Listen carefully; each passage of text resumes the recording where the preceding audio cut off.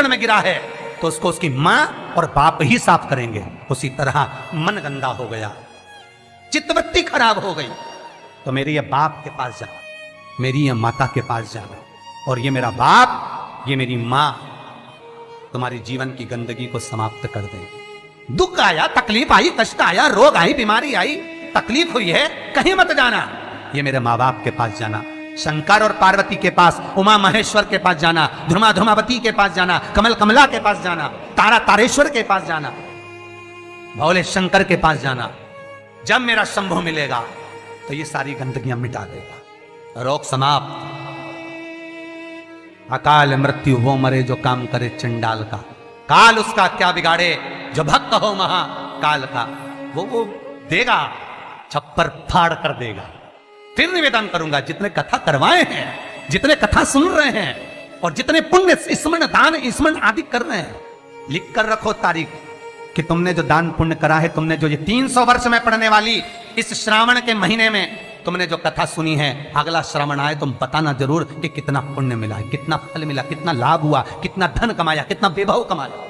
तुमने तो केवल कुबेरेश्वर महादेव के लिए दिया, तुमने तो केवल वृद्धाश्रम के लिए दिया, तुमने तो केवल गौशाला के लिए दिया, पर उसका पुण्य तुमने कितना कमाया, उसका लाभ कितना मिला।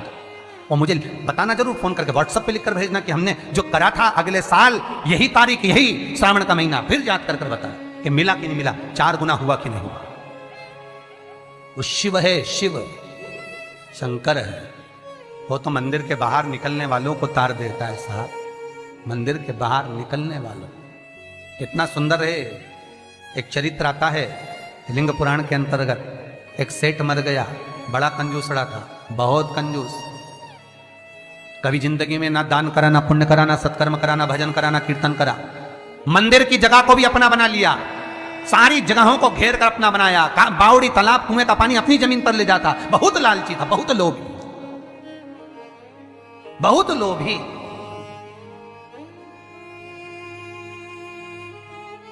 बस उसने अपनी पत्नी से एक बात कही थी कि मैं मरूं तो इतना सा करना,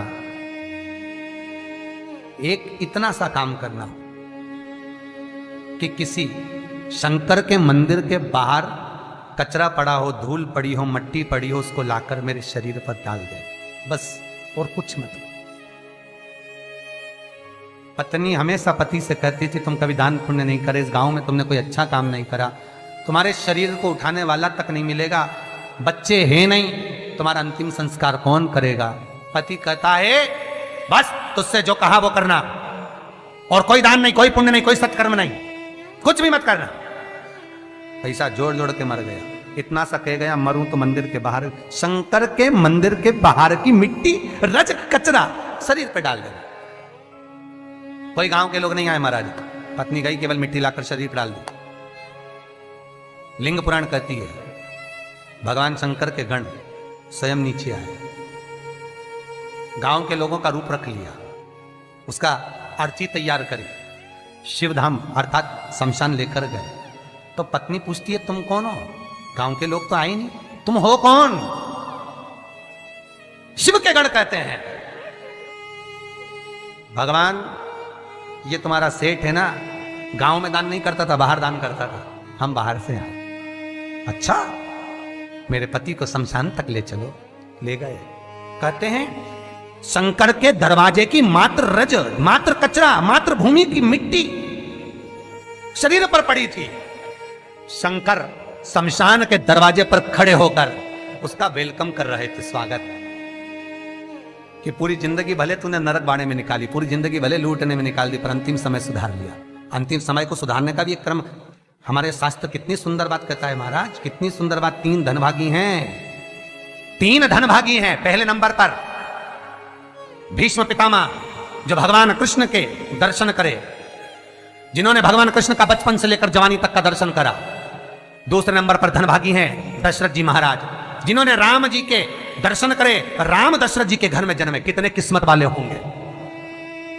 और तीसरे नंबर के किस्मत वाले धनभागी हैं गिद्धराज जटायु, जिन्होंने प्राणों को त्यागा तो राम जी की गोद में त्यागा। शास्त्र कहता है इन 3 धनभागियों में, इन 3 किस्मत वालों में भी प्रबल किस्मत वाला है गिद्धराज जटायु। क्यों? क्योंकि भीष्म पितामह के प्राण छूटे जब कृष्ण सामने नहीं थे। दशरथ जी के घर में भले राम जन्मे, पर दशरथ जी के प्राण छूटे तब राम सामने नहीं थे। और गिद्धराज जटायु जिसने जीवन भर मांस खाया, पर जब प्राणों को त्यागा तब राम को सामने पाया, डर गया। बचपन गया जाने दो, जवानी गई जाने दो, अधेड़ी गई जाने दो, पर बुढ़ापा मत बिगड़ने देना। बुढ़ापे में शंकर के चरण पकड़ ले।